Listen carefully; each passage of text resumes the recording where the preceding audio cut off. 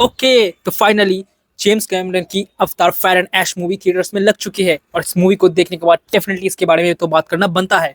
और दोस्तों क्या हालचाल। अब इस मूवी को लेकर जितना एक्सपेक्टेशन था, क्या ये मूवी उतना फील कर पाई, इसी सब से हम बात करना शुरू करेंगे।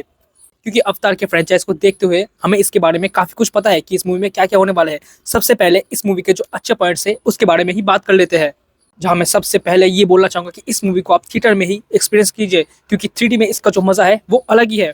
अब मैं जब पर्सनली मूवी देख रहा था तो मुझे ये हिट हुआ कि इस मूवी को देखने का जो एक्सपीरियंस है वो जो डिफरेंस मूवीज है उससे कहीं ज़्यादा अच्छा है। बाद में मुझे ये पता चला कि इस मूवी का जो 3D विजुअल है वो दूसरी मूवीज़ की तरह नहीं है, क्योंकि जब दूसरी मूवीज़ की बात आती है तो मूवी हो जाने के बाद कंप्यूटर से उसे 3D में कन्वर्ट किया जाता है, इसलिए जो क्वालिटी है वो डिग्रेड हो जाती है और आपको जो एक्सपीरियंस है वो उतना अच्छा नहीं मिलता। मैं जिस थिएटर में ये मूवी देख के आ रहा हूँ उससे पहले मैंने ब्लैक पैंथर वकांडा फॉरएवर देखा था।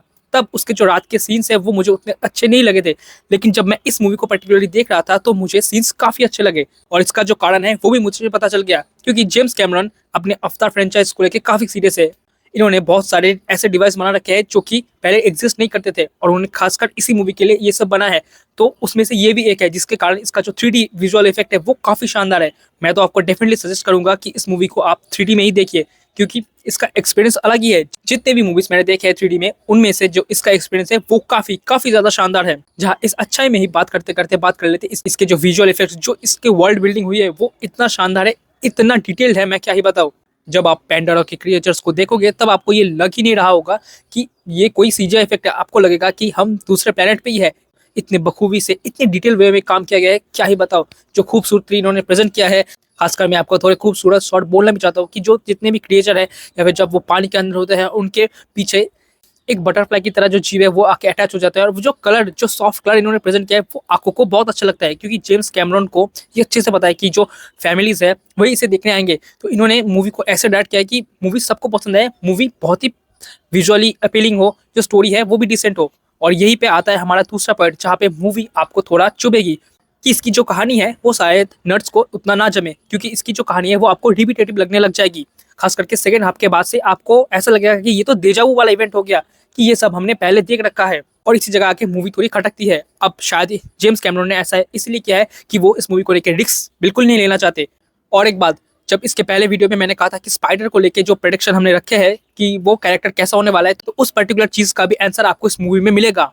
जहाँ ये मूवी जिस डायरेक्शन में बढ़ती है वो तो काफी शानदार है, लेकिन सेकंड हाफ के बाद वही जो रिपीटेटिव वाली मोमेंट है वो आपको थोड़ा चुभेगा। और एक चीज ऐड करना चाहूंगा, जो मूवी का जो लेंथ है वो थोड़ा ज्यादा है, क्योंकि पर्टिकुलरली अब इस पोर्शन में आपको जो फैमिली वाला मोमेंट है वो आपको ज्यादा देखने को मिलेगा। क्योंकि अगर आपने प्रीवियस मूवी देख रखा है तो आप इसका इंपॉर्टेंस समझ पाओगे। फैमिली अपने अंदर एक दूसरे के साथ चीजें कैसे डील कर रही है, जो फैमिली का इमोशनल मोमेंट है, जो बॉन्ड है, उसे यहाँ पे अच्छी तरीके से एक्सप्रेस किया गया है। जहाँ इस मूवी में जेक और उसके फैमिली पे तो फोकस किया गया है, लेकिन इस बार कर्नल को लेके भी स्टोरी काफी सीरियस है। जब वो ऐश ट्राइब वाले लोगों से मिलते हैं तो उनके साथ उनकी स्टोरी भी आगे बढ़ती है।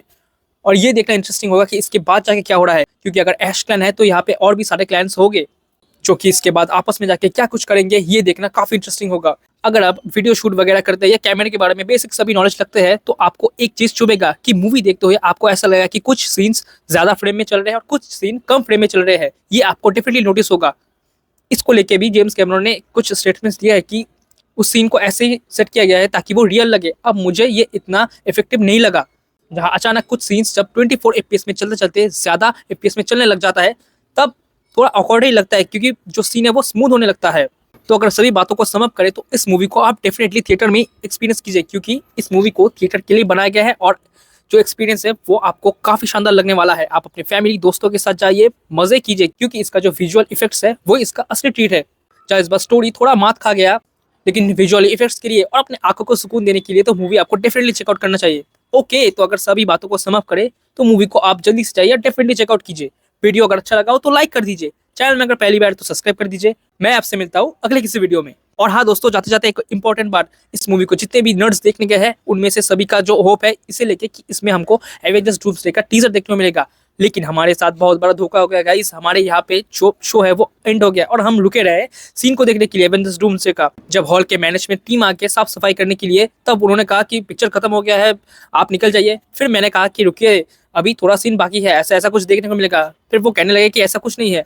मैंने उनकी बातों को इग्नोर कर दिया और रुका रहा, और मेरे साथ और भी सारे लड़के थे जो कि ऑफ कोर्स एवेंजर्स डूम्सडे का टीजर देखना चाहते थे, लेकिन टीजर आई नहीं, कुछ भी नहीं आया। ये मुझे काफी शौक लगा। अगर किसी तरह से ये वीडियो एसवीए वालों तक पहुंच रही है तो आप क्या कर रहे हैं? एक तो टिकट्स बाद में अवेलेबल हो रहे हैं, उसके बाद आपने एक इतना इंपॉर्टेंट मोमेंट मिस कर दिया, तो प्लीज इन सभी बातों को नोटिस कीजिए।